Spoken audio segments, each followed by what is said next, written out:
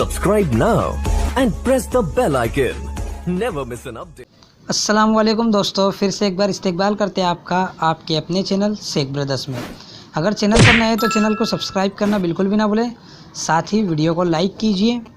تو آج کی اس ویڈیو میں ہم پیڈاگوجی پر چرچا کرنے والے، جو نہایت آسان اور آپ کی سمجھنے کی صلاحیت میں کافی کارآمد ثابت ہوگی۔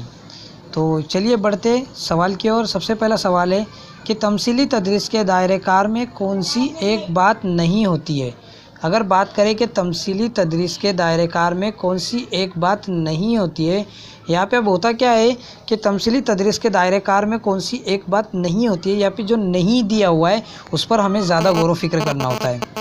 تو دیکھو، سب سے پہلا پڑھتے ہیں کہ تمثیلی تدریس کے دوران خود پیمائی اور خود احتسابی کا موقع ملتا ہے، یعنی خود کی پیمائش ہوتی ہے۔ تو بالکل صحیح ہے کہ تمثیلی تدریس کا جو دائرہ ہوتا ہے اس میں خود کی پیمائش ہوتی ہے۔ دوسرا ہے معلم اور تربیت کاروں کے درمیان صحت مند تعین قائم ہوتا ہے، یہ بھی بالکل صحیح ہے۔ اور تیسرا ہے اس کا مصنوعی ماحول کبھی کبھی غیر سنجیدہ بنا دیتا ہے۔ اور چوتھا ہے کہ خوف اور ہچکچاہٹ دور کر کے خود اعتمادی پیدا کرتا ہے، تو یہ بھی صحیح ہے۔ تو تمثیلی تدریس کے دائرۂ کار میں کون سی ایک بات نہیں ہوتی ہے، تو وہ ہوگی 3 نمبر کی، کہ اس کا مصنوعی ماحول کبھی کبھی غیر سنجیدہ بنا دیتا ہے۔ تو یہ بالکل غلط ہے، جو اس کا بالکل صحیح جواب چلا جائے گا سی، یعنی نمبر 3۔ دیکھتے ہیں اگلا سوال۔ اگلا سوال ہے تشکیلی جانچ کے حوالے سے غلط بات کی نشاندہی کیجیے۔ یہاں پہ کیا کرنا ہوگا کہ غلط بات کی نشاندہی کرنا ہوگا کہ تشکیلی جانچ میں کون کون سی باتیں صحیح ہے اور کون سی باتیں غلط ہے، جس میں سے جو غلط ہے اس کی نشاندہی ہمیں کرنی ہوگی۔ تو سب سے پہلے دیکھتے ہیں آموزشی عمل میں اصلاح کے لیے بار بار موقع فراہم ہوتے۔ تو تشکیلی جانچ میں آپ نے دیکھا ہوگا کہ بار بار موقع دیے جاتے ہیں، علم اپنے آپ کو بہتر ثابت کر سکے۔ اس کے بعد طلباء کے لیے محرک کا کام کرتی ہے، یہ کام کرتی ہے محرک کا، یہ بھی بالکل صحیح ہے۔ طلباء اور اساتذہ کو مستقبل ارتقاء کی طرف گامزن کرتی ہے، یہ بھی بالکل۔ تدریس کے عمل کو غیر مؤثر بناتی ہے۔ تو تشکیلی جانچ کے حوالے سے بالکل غلط بات ہوگی، وہ ہوگا نمبر 4 سی آپشن۔ ڈی آپشن بالکل صحیح چلا جائے گا کہ تشکیلی جانچ کے حوالے سے یہ بات غلط ہے کہ یہ درس و تدریس کے عمل کو غیر مؤثر بناتی ہے۔ تو ڈی بالکل صحیح ہوگا۔ بڑھتے اگلے سوال کی اور۔ اگلا سوال ہے طلباء میں گفتگو کی مہارت میں نقص کا قطعی اور معروضی طور پر مطالعے کے بعد اندازہ ہوا ہے۔ اب ہوا کیا ہے، طلباء میں گفتگو کی مہارت میں ایک نقص کا قطعی اور معروضی طور پر مطالعے کے بعد اندازہ ہوتا ہے۔ تو اس کے لیے کیا ضروری ہے؟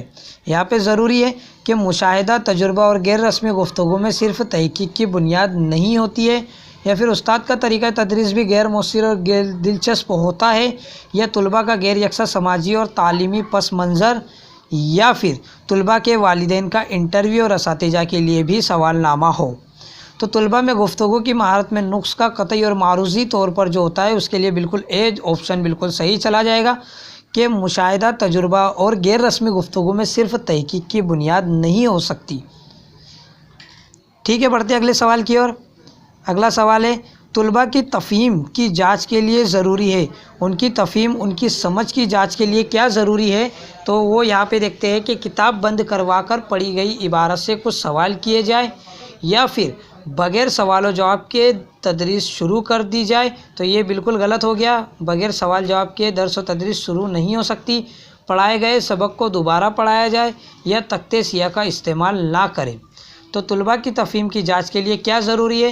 تو آپ سب سمجھ ہی گئے ہوگے کہ طلباء کی تفہیم کے لیے ضروری ہے کہ کتاب بند کروا کر پڑھی گئی عبارت سے کچھ سوال کیے جائے، جس سے ان کی تفہیم کی جانچ ہوتی ہے۔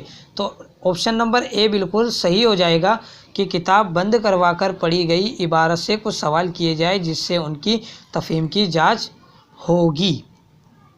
دیکھتے ہیں اگلا سوال۔ استحسان شعر کے ذریعے بلند خوانی کرائی جاتی ہے، یا پھر محاسن شعر کی شناخت کے لیے طلباء سے سوال کیے جاتے ہیں، یا خاموش خوانی کا حکم دیا جاتا ہے، یا طلباء سے شعر سنے جاتے ہیں۔ تو استحسان شعر کے ذریعے محاسن شعر کی شناخت کے لیے طلباء سے سوال کیے جاتے ہیں۔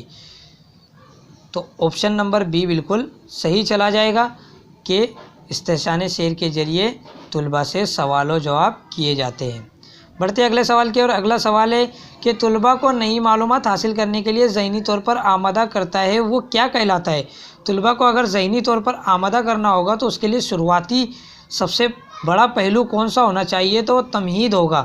تمہید میں سوال و جواب کا ذکر ہو جاتا ہے، تو تمہید میں ہی سوال و جواب آتے ہیں، تو سوال و جواب الگ سے کوئی آپشن نہیں ہوگا۔ تمہید یعنی نمبر بی جو رہے گا وہ بالکل صحیح چلا جائے گا کہ طلباء کو نئی معلومات حاصل کرنے کے لیے ذہنی طور پر آمادہ کرتا ہے، وہ ہے تمہید۔ دیکھتے ہیں اگلا سوال، کس کا مقصد بچوں کو ایک معیار تک پہنچانا ہوتا ہے؟ کس کا مقصد؟ تو اجتماعی تعلیم، اخلاقی تعلیم، نفسیاتی تعلیم یا ذہنی تعلیم؟ کافی طالب علم یہ سوچتے ہوگے کہ نفسیاتی تعلیم کے ذریعے بچوں کا مقصد کے معیار تک لے جایا جا سکتا ہے، لیکن یہ بات بالکل غلط ہے۔ جو بالکل صحیح آپشن ہو جائے گا وہ ہوگا نمبر اے کہ اجتماعی تعلیم یعنی گروہ میں جو بچوں کو گروپ میں تعلیم دی جاتی ہے جس سے بچہ ایک دوسرے سے پوچھ کر زیادہ سے زیادہ سیکھتا ہے، وہی بالکل صحیح جواب ہو جائے گا۔ بڑھتے اگلے سوال کی اور اگلا سوال ہے ابتدائی منزل پر تدریس زبان کی بنیادی مقصد ہے، یعنی شروعاتی منزل میں تدریسی زبان یعنی زبان کی سیکھنے کا سب سے بنیادی مقصد کیا ہے؟ دیکھنا، رٹنا اور بول کر یاد کرنا، سبق کو بخوبی یاد کرنا، بولنا، پڑھنا، لکھنا اور سمجھنا، تصویر کو عکسی کاغذ کی مدد سے اتارنا۔ تو آپ سب سمجھ ہی گئے ہوگے کہ کون سا بالکل صحیح ہوگا۔ ابتدائی منزل پر تدریسی زبان کی بنیاد کا مقصد ہے بولنا، پڑھنا، لکھنا اور سمجھنا سیکھنا، تو سی نمبر کا آپشن بالکل صحیح ہو جائے گا۔ بڑھتے اگلے سوال کی اور اگلا سوال ہے کثیر جواب میں ایک سوال کے جوابات دیے جاتے ہیں۔ اب کثیر سوال، اب دیکھو ایک ایسے سوال ہوتے ہیں جو متبادل میں ہوتے ہیں جس کو ہم صرف پسند کر کے ہاں یا نہ میں یا صحیح یا غلط میں دینے ہوتے ہیں تو متبادل میں ہو جاتے ہیں، اور کثیر جواب میں 3 یا 4 جملے کے جواب ہوتے ہیں، تو آپشن نمبر اے بالکل صحیح چلا جائے گا کہ کثیر جواب میں ایک سوال کے جوابات 3 یا 4 جملے میں ہو سکتے ہیں۔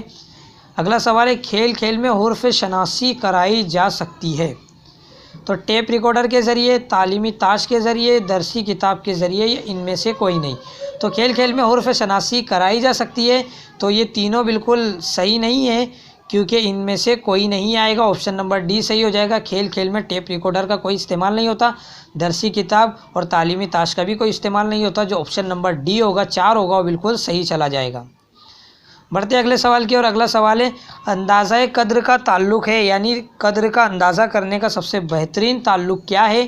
کہ طلباء کی کمزوری اور اچھائیوں سے ہے، یا اساتذہ کی صلاحیتوں سے ہے، یا ادراکی سہولت سے ہے، یا انتظامیہ کے عہدیداران سے ہے؟ تو اندازہ قدر کا تعلق ادراکی سہولت سے ہے، جو آپشن نمبر سی ہوگا بالکل صحیح چلا جائے گا۔ اب یہاں پہ دیکھیں کہ سوال کہ تحقیقی طریقہ مفید ہے۔ اب تحقیقات پر جو مبنی طریقہ ہوتا ہے وہ کس کے لیے مفید ہے؟ قواعد کی تدریس کے لیے، نظم کی تدریس کے لیے، نثر کی تدریس کے لیے، یا ان میں سے کوئی نہیں؟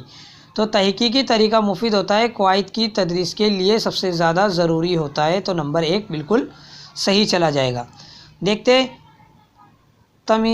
تمہیدی سوالات کیے جاتے ہیں، تمہیدی سوالات کیے جاتے ہیں سبق کی تفہیم کے لیے، آمدگی پیدا کرنے کے لیے، تشریح کے لیے، سبق کو دہرانے کے لیے۔ تو میں نے پہلے آپ کو بتایا کہ تمہیدی سوالات کیے جاتے ہیں سبق کی تفہیم، یعنی سبق کی تفہیم کے لیے، سبق کی سمجھ کے لیے کیے جاتے ہیں، آپشن نمبر اے بالکل صحیح چلا جائے گا۔ بڑھتے اگلے سوال کی اور اردو کس لسانی خاندان سے تعلق رکھتی ہے؟ تو آپ کو میں بتا دوں اردو جو ہے زبان کے 4 خاندان ہیں جس میں اردو پراکرت خاندان سے تعلق رکھتی ہے، تو آپشن نمبر سی بالکل صحیح چلا جائے گا۔ اور کھڑی بولی کا تعلق کس علاقے سے ہے؟ تو وہ ہے حیدرآباد، اس کا 4 چلا جائے گا ڈی آپشن، کہ کھڑی بولی کا تعلق کس علاقے سے ہے؟ تو وہ ہے حیدرآباد۔ دیکھتے ہیں اگلا سوال۔ اگلا سوال ہے خامیوں کو نظر انداز کر کے صرف محاسن کو شدید مد کے ساتھ کس تنقید میں اختیار کیا جاتا ہے؟ تو وہ ہوتا ہے سماجی تنقید میں، آپشن نمبر سی بالکل صحیح چلا جائے گا۔